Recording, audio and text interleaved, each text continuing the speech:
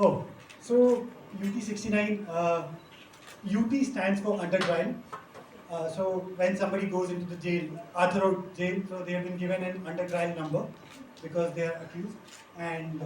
69 plus it has some two characters, which is like their roll call, which is like their barrack number, their identity number inside. So and of course 69 stands for balance and peace. So that's why UT69. Raj sir एक सवाल है mic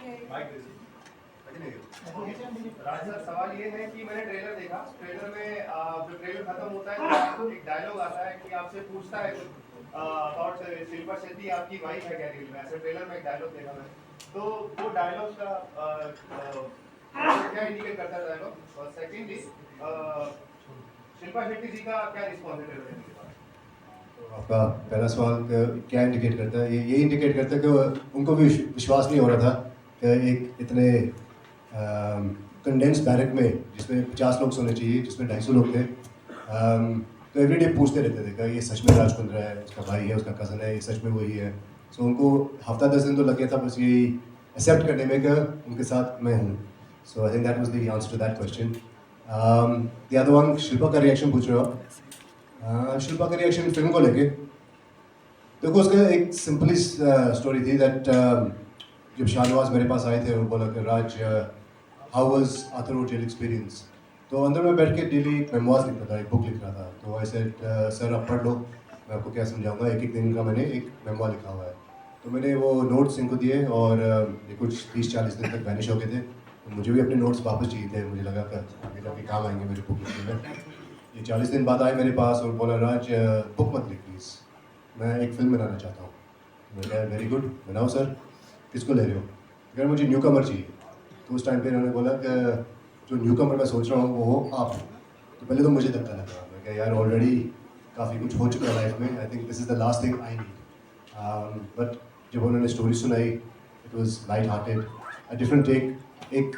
serious painful चीज़ को हमने बड़ी light hearted से लिया है basically not to take life too seriously, I guess. So I agreed, but I said you have to make Shilpa agree. If she agrees, I'll do it. If she doesn't agree, we can't do it. So फिर गए हमारे director साहब शिल्पा के पास and वही first reaction यही था तुम पागल तो नहीं हो गए चुपचाप बैठो घर पे nothing to do no need for this and then I said सुन लो तो जब उन्होंने कहानी सुनी तो उनको भी अच्छी लगी सो ऐसे यार कुछ तो सही कर रहे हैं हमारे डायरेक्टर और राइटर एंड उनका एक ही राइटर था दैट आप बना लो फिल्म और अगर मुझे पसंद नहीं आई ना तो ये फिल्म दुनिया में कोई नहीं देखेगा so for us it was like obstacles at every step of the way तो फाइनली जब उन्होंने फिल्म देखी और पसंद की that's why we are here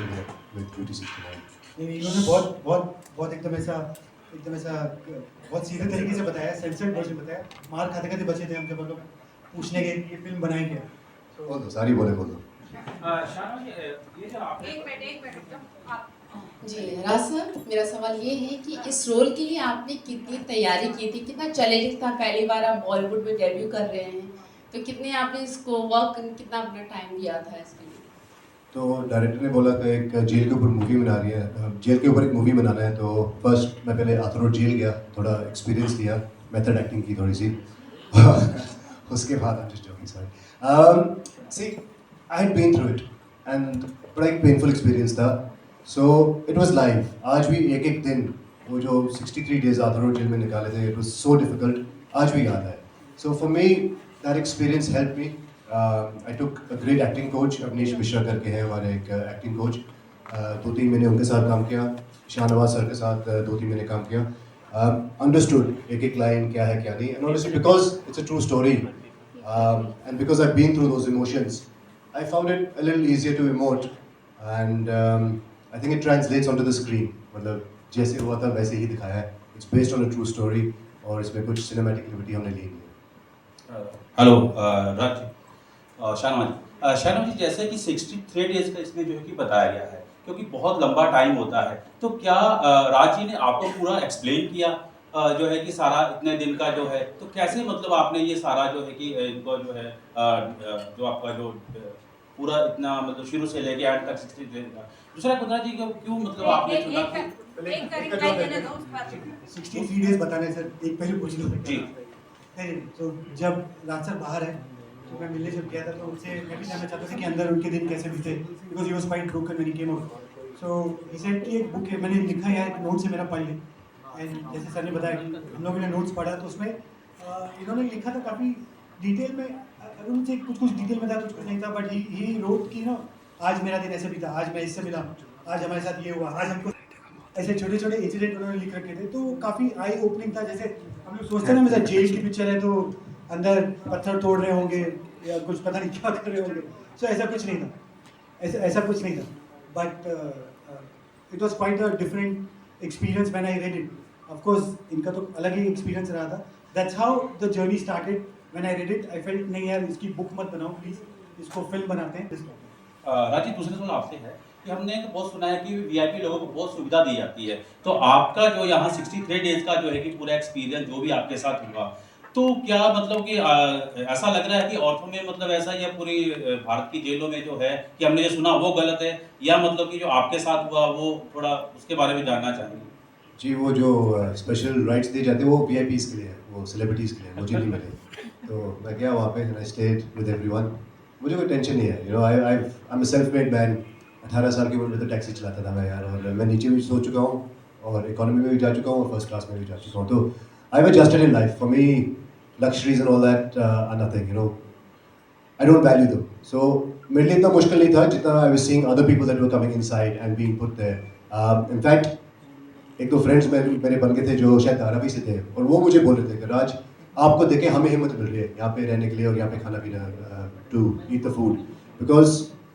ना रहने लायक है वहाँ पे कुछ, ना खाने पीने लायक है कुछ वहाँ पे। इट्स वेरी डिफिकल्ट, और स्पेशली क्योंकि आप एक अक्यूज हो, अंडर ट्रायल हो, अभी तक गिल्टी नहीं हो, तो आपको वहाँ रखा जाता है। एक डिटेंशन सेंटर है, actually it's not a jail.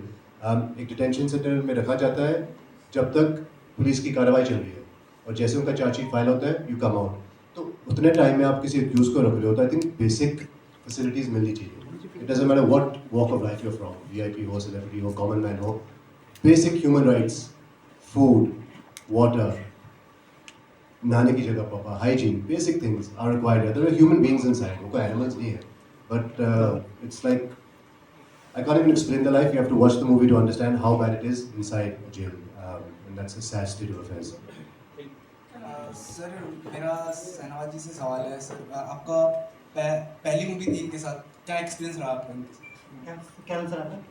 Bhaskar from ANI. बस कि मेरी पहली फिल्म, पहला इंटरव्यू भी है मेरा ये ऐसा। So I just wanted to know your name.